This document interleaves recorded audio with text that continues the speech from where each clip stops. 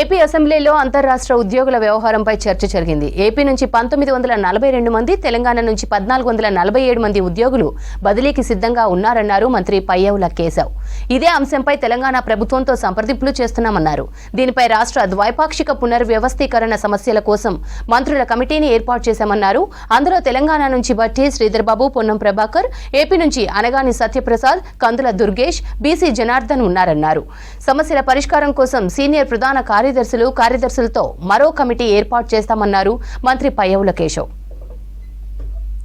శాశ్వత ప్రాతిపదికన ఇతర రాష్ట్రానికి వెళ్లడానికి సిద్ధంగా ఉన్న ఉద్యోగుల నుండి సముఖత కోసం రెండు ప్రభుత్వాలు జారీ చేసినటువంటి సర్క్యులర్ ప్రకారం ఆంధ్రప్రదేశ్కి చెందినటువంటి 1942 మంది ఉద్యోగులు తెలంగాణకు వెళ్లడానికి సముఖత వ్యక్తం చేశారు.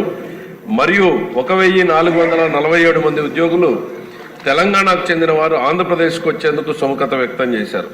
దీని ప్రకారం 1942 మంది ఆంధ్రప్రదేశ్ ఉద్యోగులను 1447 మంది తెలంగాణ ఉద్యోగులతో వన్ టైం చర్య అంతర్రాష్ట్ర బదిలీకై సమ్మతి కోసం తెలంగాణ ప్రభుత్వాన్ని కోరడమైంది.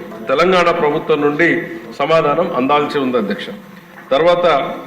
తదనంతరం 122 మంది తెలంగాణ నాన్ గెజిటెడ్ ప్రభుత్వ ఉద్యోగులను రిలీవ్ చేయాలని తెలంగాణ ప్రభుత్వం చేసిన అభ్యర్థన ఆధారంగా జీవోఆర్టీ నంబర్ 1412 GA ద్వారా 13/8/24 ద్వారా అందరినీ అనుమతిస్తూ ఉత్తర్వులు జారీ చేయబడ్డాయి.